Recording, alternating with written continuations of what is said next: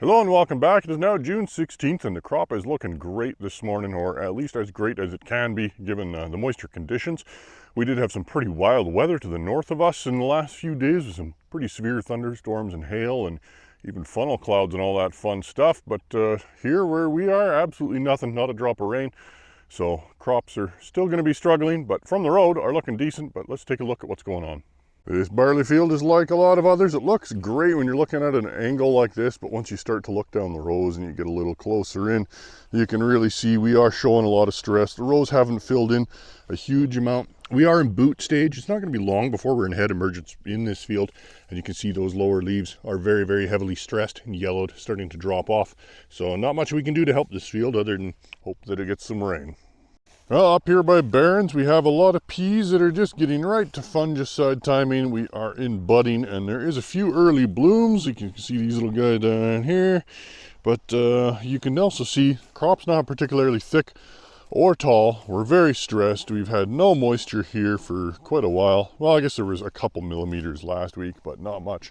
So at this point, I'm finding it very hard to recommend a fungicide on any of these acres at this point. There's little to no visible disease, and the conditions are not favorable for development of it at the moment. Just driving down the road, I saw this field of canola that is starting to flower, and you can see it is indeed starting to flower. So this was bolting last week. You can see it's got pretty poor cabbaging or rosette, but it is attempting to flower and reproduce, so we'll see what it ends up doing, but not looking particularly wonderful at the moment. Well, pretty much all the Dryland barley I'm looking at this morning is all very, very stressed. Lots of yellow on the bottom leaves. Everything is looking pretty rough. We need some moisture here pretty bad. And of course, right now the forecast is showing that we got some pretty good rain in the forecast for the weekend, but it seems lately like they've always got rain about a week in the forecast. So we will see how it develops as we get closer to the weekend, but we could certainly use a few days worth of rain if it is what it looks like in the forecast. Here it looks like we may have had another tank clean out issue or boom clean out issue on this farm, on this canola field. So this whole field is sprayed with Liberty, but on this opening round, once again, we got streaks of something. So this could, I mean, it's hard to diagnose this long after this has happened, but likely this was a group 2 or 4, something like Simplicity or CS100. It can hang up in the booms or in the screens or the nozzles and can come out when we throw something else in, like Crimson and Liberty, which would be an excellent solvent, which would take all that back into solution and put it out into the field.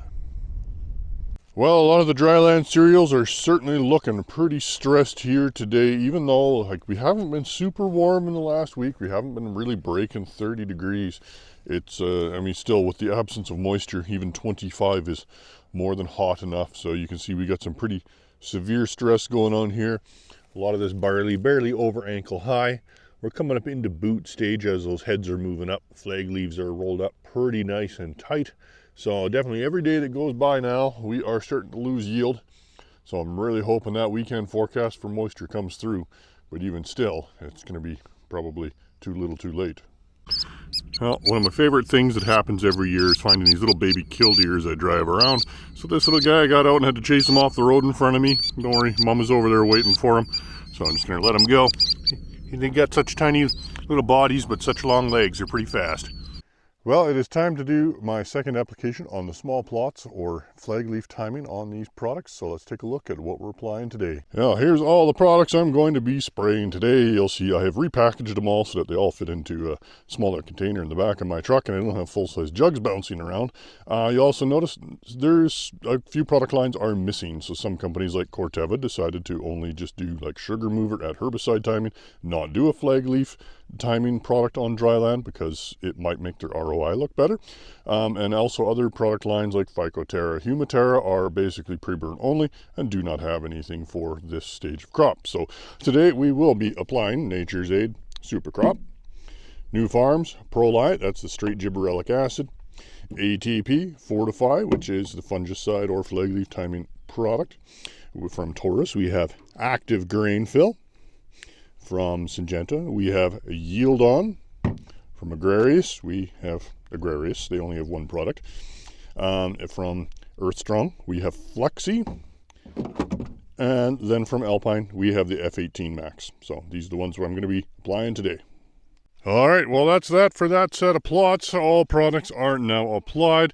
Last year, I feel like I was in for flag leaf timing a little bit late, but it was so incredibly drought stressed. The wheat at that time, staging was extremely variable, and it had everything from head emergence to flag leaf all in the same plots. Whereas this year, I feel like the crop is a lot more even, and I'm just kind of getting it right at kind of a flag emergence. So flag isn't fully unfolded yet, but the crop condition itself is looking surprisingly good considering how little rain we've had. So I'm pretty optimistic about the timing to get this done. Plus, this is also my last chance to really be at these fields until about the weekend when we're supposed to be getting rain. So I'd like to get these treatments done so that we're in a good place to use that extra fertility or those extra hormones when we get some rain, hopefully this weekend, if it happens. As things stand right now, I think probably the highest potential spot in the field is directly underneath my water jug here, where I've been, flushing and rinsing my spray tank every time. So probably dropped a couple gallons of water on this little patch of ground right here. So I imagine right now this little patch of ground right here has the highest yield potential in the field. Well, some winter wheat fields are looking better than others, and this is one of the others. This field is extraordinarily dry. We are in full head emergence and flowering and barely ankle high. These heads probably don't have much of a chance of filling out. You can see they're already going white and dying back. So even if we do get lots of moisture on the weekend, for fields like this, it's going to be too little, too late. Not a whole lot is going to happen here.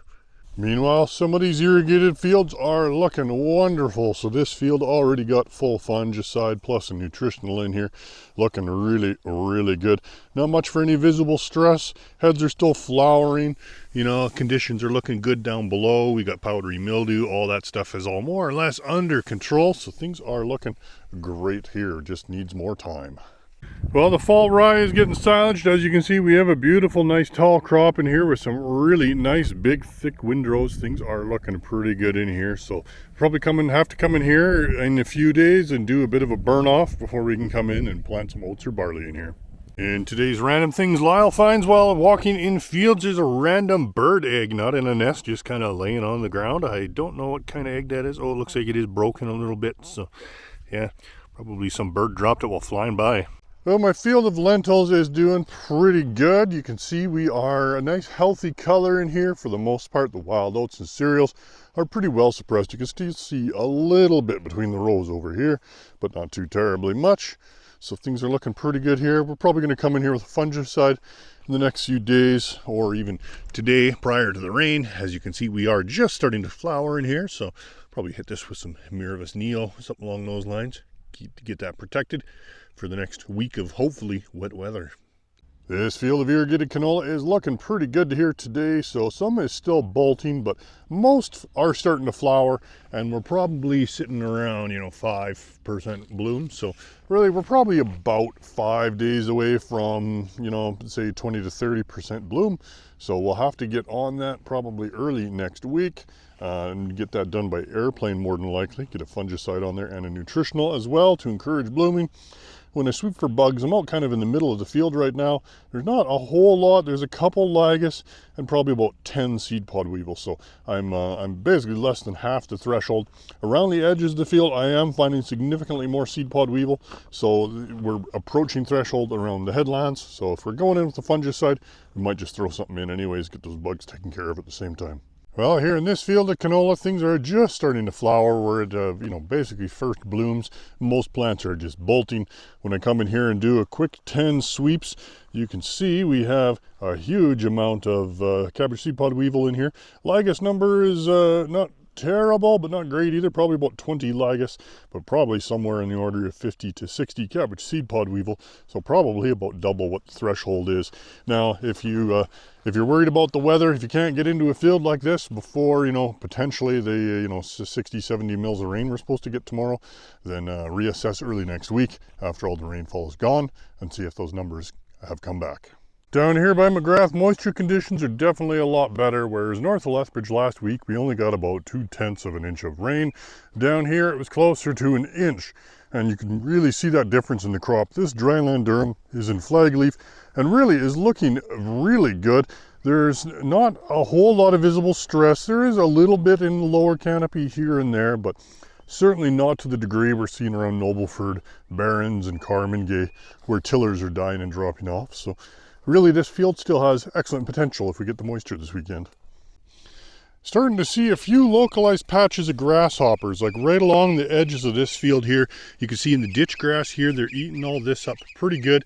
They're hitting this burdock here, so that's not unusual. There's something in burdock that they really like when they're small, and they will quite often completely strip and skeletonize these weeds, which is not a terribly bad thing, and certainly makes it easier for me to scout and look for them when I can see exactly where they are, like this, because I always know where the burdock patches are.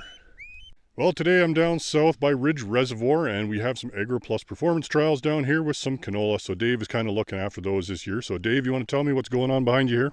Hi. Oh, thank you. So this year we have a trial just south of the reservoir, and I've done this a couple of years down here now. And generally what I do with them is basically Liberty Link varieties. So this year we have a crop plan variety, Invigor L330, Pioneer Hybrid 1540, Cantera CS 4100, and DeKalb 801.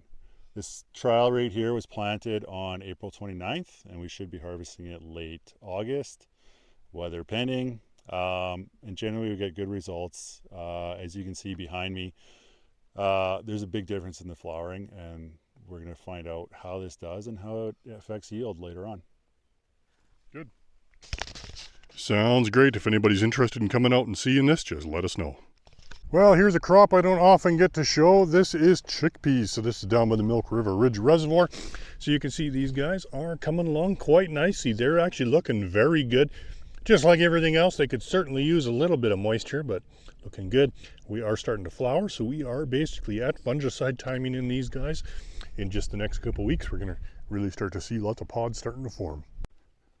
Well, Friday morning now, things are definitely clouding up and cooling off. No rain yet, but the forecast is still looking good, particularly for the hills. So hopefully we get some pretty good moisture events this weekend. We certainly have a lot of catching up to do on the dryland, although I fear that for a lot of fields it's going to be too little too late for some of the wheat and barley that's already heading out. Well, the rain is really starting to close in now and coming down pretty good, so I think we're pretty much done for the week. I see all the sprayers and all the equipment is pretty much put away. Everybody's prepared to kind of sock in for a couple days, and hopefully we just get buckets of rain. So we will see how things go, and that'll be it for this week. We'll see you next week.